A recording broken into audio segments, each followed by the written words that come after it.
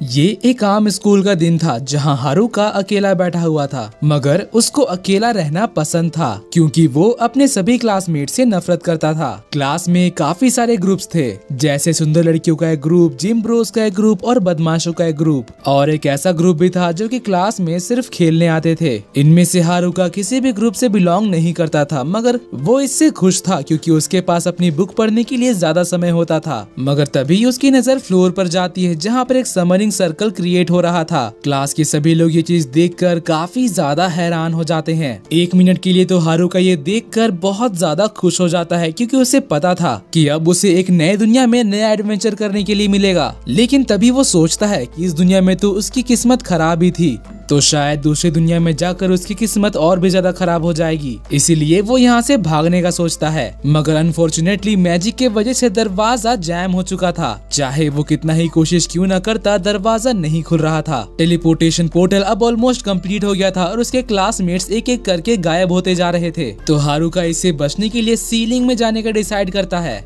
लेकिन इससे भी कोई फायदा नहीं होता क्योंकि समनिंग सर्कल उसके पीछे ऊपर तक भी पहुँच जाती है। हारुका अब उस समनिंग फॉर्मेशन से टेलीपोर्ट हो चुका था। यहाँ वो काफी ज्यादा अपसेट था क्योंकि अब वो अर्थ में नहीं है, मगर क्योंकि उसने काफी ज्यादा मांगा पढ़ रखा था इसलिए उसे पता था कि ये सब कैसे होता है। वो सोचने लगता है कि अब किसी भी वक्त एक फेरी या फिर एक मोटा सा राजा आकर उसे मदद के लिए पूछेंगे, मगर यहाँ तो ऐसा कुछ भी नहीं होता क्योंकि उसके सामने एक टकला बुढ़ा आ जाता है। वो हारुका को देखकर हाथ हिला रहा था। असल में ये बुढ़ा गॉड है और यही ओल्ड मैन समनिंग का इंचार्ज है। इसने हारुका के सभी क्लासमेट्स को ऑलरेडी दूसरी दुनिया में भेज दिया है, और क्योंकि हारुका पोर्टल से बचने के लिए सीलिंग में चला गया था इसलिए उसके समनिंग में लेट हो गया। गॉड को उसे जल्द से जल्द दूसरी दुनिया में भेजना था इससे पहले कि कोई प्रॉब्लम हो जाए। वो हारुका को एक एबिलिटीज का लिस्ट दिखाता है जो कि उसे दूसरी दुनिया में हेल्प करेंगे, मगर क्योंकि वो लेट था इसलिए सारे अच्छे एबिलिटीज ऑलरेडी चूज कर लिए गए हैं और अब सिर्फ वही एबिलिटीज बचे हैं जो कि किसी को नहीं चाहिए था, जैसे कि एक विलेजर की पावर, डाइस की एबिलिटी, गैम्बलिंग की एबिलिटी, कॉन्टैक्ट लेंसेज और स्टिक की पावर। हारुका ये देखकर बहुत ही ज्यादा गुस्सा हो जाता है और वो उस ओल्ड मैन से कहने लगता है कि तुमने आखिर मुझे यहाँ पर समन क्यों किया जबकि तुम्हारे पास इतने घटिया घटिया स्किल्स हैं। गॉड को भी पता था कि ये उसकी गलती है, इसलिए अब वो हारुका से कहता है कि वो उसे सारे घटिया स्किल्स दे देगा एज एन अपॉलॉजी, और साथ ही वो ये भी कहता है कि अब मैं तुम्हारी शक्ल दोबारा कभी नहीं देखना चाहता। जिसके बाद वो तुरंत उसे एक दूसरी दुनिया में टेलीपोर्ट कर देता है। अब हारुका के पास एक से ज्यादा स्किल्स थी जो कि उसे यूनिक बनाता है, मगर इतने सारे स्किल्स का क्या फायदा जब उसे एक जंगल में भेज दिया गया हो। हारुका कभी भी एक जंगल में नहीं गया था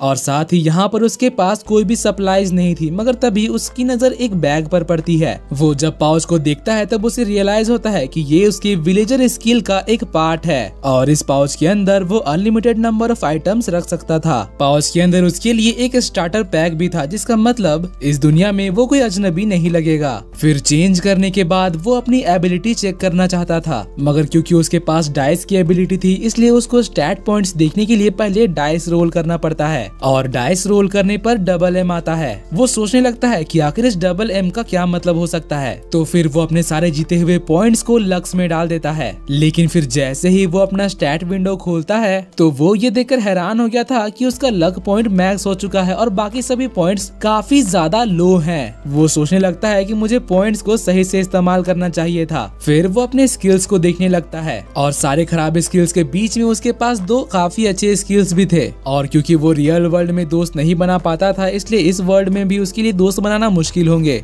लेकिन इसमें उसका सेकेंड स्किल उसकी काफी हेल्प करेगा क्योंकि उसका दूसरा स्किल्स था मॉन्स्टर्स को वश में करना। हारुका सोचने लगता है कि इस दुनिया में भी मैं अकेले ही रहने वाला हूँ, मगर इस बार मेरे पास मेरा काम करने के लिए कोई तो रहेगा। मगर अभी वो इस बात से ज्यादा परेशान था कि आसपास उसके कोई भी क्लासमेट्स नजर नहीं आ रहे हैं, क्योंकि उसके हिसाब से शायद यही सबके लिए स्टार्टिंग पॉइंट था। लेकिन फिर वो सोचने लगता है कि अब तक तो मैंने उनके लिए केयर नहीं किया, तो आखिर अब क्यों करूँ। फिर वो अपनी जरूरत का सामान ढूंढने के लिए जंगल में घूमने लगता है, मगर ये उसके लिए काफी मुश्किल था क्योंकि जंगल में चारों तरफ सिर्फ बड़े बड़े पेड़ ही थे। फिर वो सोचने लगता है कि अगर ऐसा ही चलता रहा तो वो किसी भी पल मॉन्स्टर से टकरा जाएगा और अगर ऐसा हुआ तो उसके बचने का कोई चांस नहीं है। मगर तभी उसे याद आता है कि उसके पास एक कॉन्टैक्ट लेंस वाली एबिलिटी भी है। वो तुरंत अपने आंखों पर कॉन्टैक्ट लेंस लगाता है, जिसके बाद से उसे आसपास की सभी चीजों के बारे में इंफॉर्मेशन मिलने लगती है। जिसके बाद फिर कॉन्टैक्ट लेंसेज की मदद से वो खाने लायक मशरूम्स को ढूंढता है और अपनी विलेजर वाली बैकपैक की मदद से वो उसमें जितने चाहे उतने मशरूम्स रख सकता था। फिर वो एक नदी के पास जाता है और अपने बैग में पीने के लिए पानी भरने लगता है। फिर पीने के बाद जब वो वापस जंगल में जाता है तब उसकी नजर एक गुफा में पड़ती है। हारुका को ये जगह बहुत ही ज्यादा इंटरेस्टिंग लगता है, मगर वो इस बात से भी डर रहा था कि अंदर कोई मॉन्स्टर हो सकते हैं। मगर उसे रहने के लिए कोई जगह तो चाहिए था, इसलिए भगवान से प्रार्थना करके किसी तरह से हिम्मत जुटा के वो केव के अंदर जाता है। और लकीली केव के अंदर कोई नहीं था, इसलिए वो डिसाइड करता है कि अब यही उसका घर बनेगा। वो अपने बैग से तुरंत एक टेंट और मैजिक लैंप निकालता है और फिर वो अपनी टेम्परेचर कंट्रोल मैजिक की मदद से यहाँ पर एक आग जलाता है ताकि अपने रहने के लिए इस जगह को गर्म कर सके। फायर कंट्रोल मैजिक को यूज करने के बाद जब वो लिस्ट में देखता है तो उसके पास काफी सारी नई एबिलिटीज आ चुकी थी, जो कि उसे जंगल के क्रीचर से इंटरैक्ट करने पर मिली थी। लेकिन अभी भी उसके पास अटैक के लिए सिर्फ स्टिक मैजिक था, इसलिए अब भी उसे खुद को बचाने के लिए कोई ना कोई रास्ता ढूंढना पड़ेगा।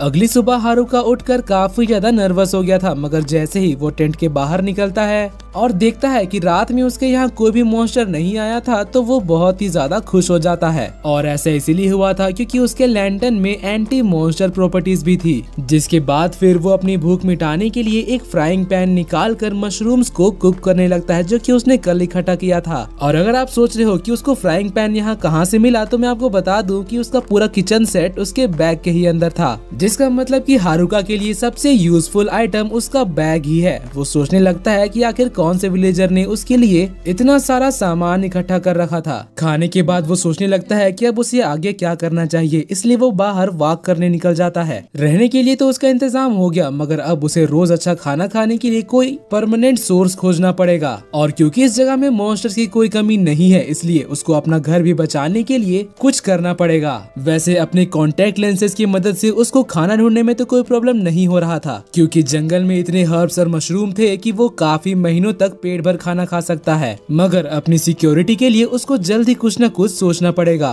तभी अचानक से उसकी डिटेक्शन स्किल एक्टिवेट हो जाती है और उसे पता चलता है कि उसके आसपास कोई खतरा है। फिर जब वो देखता है कि यहाँ तो दो गॉब्लिन्स हैं और उन दोनों की ही लेवल हारुका से ज्यादा है, तो वो सोचता है कि उसके लिए छिपे रहना ही बेटर होगा। मगर फिर वो सोचने लगता है कि क्या अभी इस लेवल से वो इन दो गॉब्लिन्स को हरा पाएगा, क्योंकि इवेंचुअली उसे कभी न कभी तो जंगल में रहने की वजह से गॉब्लिन से भिड़ना ही पड़ेगा। और क्योंकि उसके पास हथियार के नाम पे सिर्फ स्टिक था, इसलिए वो अपने स्टिक को मैजिक से रैप कर देता है और उसका ये आइडिया काफी अच्छी तरह से काम करता है। इसलिए वो तुरंत गॉब्लिन्स के ऊपर अटैक करने बढ़ता है। सिर पे वार होने की वजह से गॉब्लिन काफी ज्यादा कंफ्यूज हो गया था और उसका सर घूमने लगता है, मगर हारुका इतने से ही रुकने वाला नहीं था। वो गॉब्लिन के ऊपर कई सारे अटैक्स करके उसे खत्म कर देता है। मगर अभी हारुका को दूसरे गॉब्लिन को भी हराना था। अब यहाँ पर फाइट करने के दौरान हारुका रियलाइज करता है कि गॉब्लिन्स तो मंदबुद्धि हैं। उसके अटैक पैटर्न्स काफी ज्यादा प्रेडिक्टेबल हैं, इसलिए हारुका आसानी से उसके अटैक को डॉज करके उसके ऊपर मैजिक से अटैक करता है।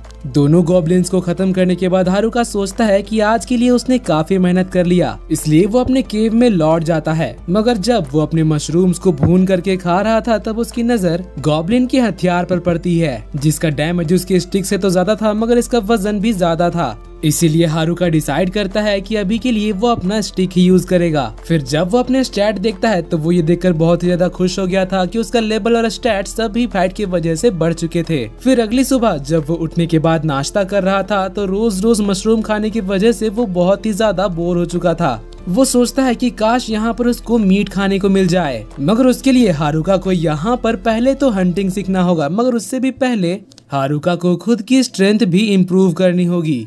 तभी उसको अपने मैजिक फ्यूजन एबिलिटी के बारे में याद आता है, जिसको वो इस बार स्टिक के जगह अपनी बॉडी में कवर कर लेता है, जिस वजह से उसका पूरा फिजिकल एबिलिटी, मैजिक और डिफेंस सब कुछ इम्प्रूव हो जाती है। और साथ ही उसका स्ट्रेंथ भी बढ़ चुका था, जिसका मतलब कि अब वो और भी ज्यादा एफिशिएंसी से फाइट कर सकता है।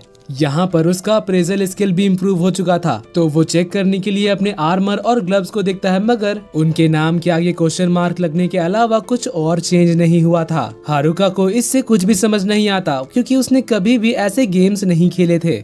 इसीलिए वो इस बारे में ज्यादा सोचने के बजाय सीधे बाहर निकल जाता है ताकि वो अपने मैजिक का प्रैक्टिस कर सके। मगर फिर जैसे ही वो केव से दूर जा रहा था, तभी उसका पैर एक मशरूम पर टकराता है। उसे लग रहा था कि कहीं ये मीट तो नहीं। वो उसे बार बार घुमा घुमा कर चेक करता है और फिर मीट खाने के लालच में वो आसपास झाड़ियों में मीट ढूंढने लगता है, क्योंकि उसे ऐसा लग रहा था कि शायद इस दुनिया में मीट पेड़ पर उगता है। लेकिन फिर वो रियलाइज करता है कि ऐसे तो उसे मीट नहीं मिलने वाला, इसलिए अभी के लिए उसे अपनी मैजिक ट्रेनिंग पर फोकस करना चाहिए। सबसे पहले वो यहाँ पर अपने मैजिक इन्फ्यूजन को टेस्ट करता है और अपनी बॉडी को मैजिक के साथ इन्फ्यूज करने की वजह से उसकी फिजिकल स्ट्रेंथ काफी ज्यादा बढ़ चुकी थी। उसका एक एक छलांग ऐसा लग रहा था कि वो क्रिस की तरह उड़ रहा है। उसका बॉडी भी काफी ज्यादा हल्का हो गया था और बस थोड़ी सी मेहनत करके वो जंगल में आसानी से मूव कर पा रहा था। ऐसा लग रहा था कि वो टेलीपोर्ट कर रहा है और साथ ही उसकी स्पीड बढ़ने की वजह से वो तेजी से मूव करने के साथ साथ अटैक भी कर सकता था।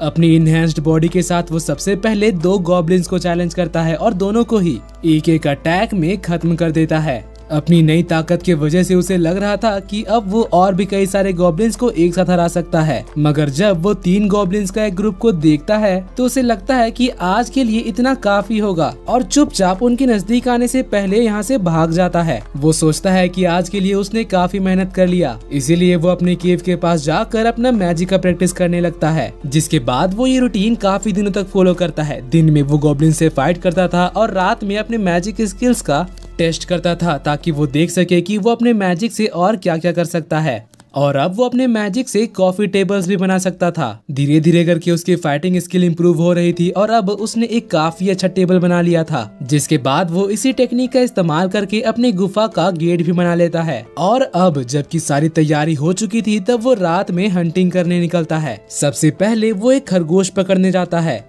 मगर जैसे ही वो खरगोश को पकड़ के अपने घर पकाने के लिए जा ही रहा था कि तभी वो नोटिस करता है कि आसपास कोई हलचल हो रही है। उसे लगता है कि शायद कोई गॉब्लिन होगा, मगर जैसे ही वो आगे बढ़कर देखता है तो उससे भी ज्यादा खराब चीज था। ये उसके क्लास के बदमाशों का ग्रुप था और क्योंकि वो उनसे मिलना नहीं चाहता था, इसलिए वो चुपचाप दूसरे डायरेक्शन में जाने लगता है। मगर तभी वो रियलाइज करता है कि यहाँ पर तो पॉपुलर गर्ल्स का भी ग्रुप था और उनके साथ जिम ब्रोज और नर्ड्स का भी ग्रुप था। हारुका सोचता है कि नर्ड्स तो अच्छे हैं, क्योंकि वो स्कूल में भी उनसे कभी कभी बात किया करता था, मगर इसके बावजूद भी वो अभी उनसे मिलना नहीं चाहता था। तभी उसकी नजर स्कूल काउंसलिंग ग्रुप पर पड़ती है, जिसमें उनकी क्लास मॉनिटर भी थी। हारुका पूरे क्लास में किसी के साथ भी सोशलाइज नहीं करता था, मगर इसके बावजूद भी मॉनिटर हमेशा उससे अच्छी तरह से ही बिहेव करती थी। इसीलिए वो सोचता है कि इतनी मुसीबत के समय में एटलीस्ट वो जाकर उससे हाय तो कह ही सकता है। मगर जैसे ही वो आगे बढ़ रहा था, वो रियलाइज करता है कि अगर अभी उसने अपनी आइडेंटिटी रिवील कर दी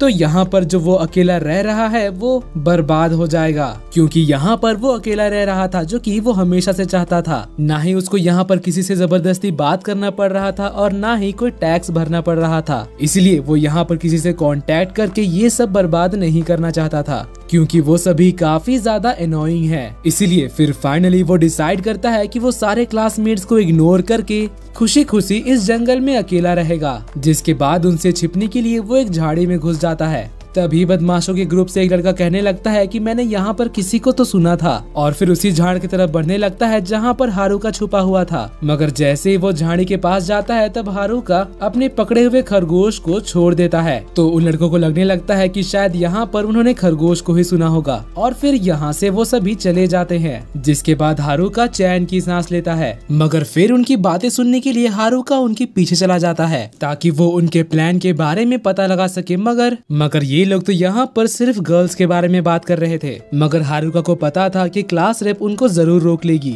मगर फिर हारुका सुनता है कि वो लोग उनके दोस्त टनाका की एबिलिटी से जो चाहे वो कर सकते हैं। जिसके बाद फिर वो लोग अपने कैंप की तरफ जाने लगते हैं। हारुका समझ जाता है कि इनका इरादा ठीक नहीं है, मगर वो उनके बीच नहीं आ सकता था, क्योंकि ऐसा करने से उसे सोशल इंटरेक्शन करना पड़ेगा, जो कि हारुका को बिल्कुल भी नहीं पसंद। इसीलिए वो अपने केव में वापस लौट जाता है और मशरूम्स भूनने लगता है। मगर तभी वो नोटिस करता है कि उसके स्किल्स काफी ज्यादा बढ़ चुके हैं। मतलब उसका स्टैट बोर्ड भी अब उसे एक सोलो प्लेयर समझ रहा था। क्योंकि अभी अभी वो अपने क्लासमेट्स के साथ इंटरेक्शन करना अवॉइड करके आया है। तो दोस्तों इस पार्ट में बस इतना ही। अगले पार्ट में हम देखेंगे कि हारुका को आखिर क्यों सबके सामने आना पड़ता है और सिर्फ उसके क्लास की सारी गर्ल्स उसके घर क्यों आती है। वैसे अगर आपको ये नया एनीमे पसंद आ रहा है तो प्लीज वीडियो पर लाइक करके सपोर्ट दिखाइएगा ताकि मैं इसके नए पार्ट्स जल्द से जल्द लेकर आऊं। और हाँ, जाने से पहले चैनल को सब्सक्राइब करके बेल नोटिफिकेशन भी ऑन कर लेना ताकि जैसे ही इसका नेक्स्ट एपिसोड में डालूं तो आपको सबसे पहले पता चल जाए। तो मिलते हैं आपसे अगली वीडियो में, तब तक के लिए bye bye, be happy, be safe and thanks for watching.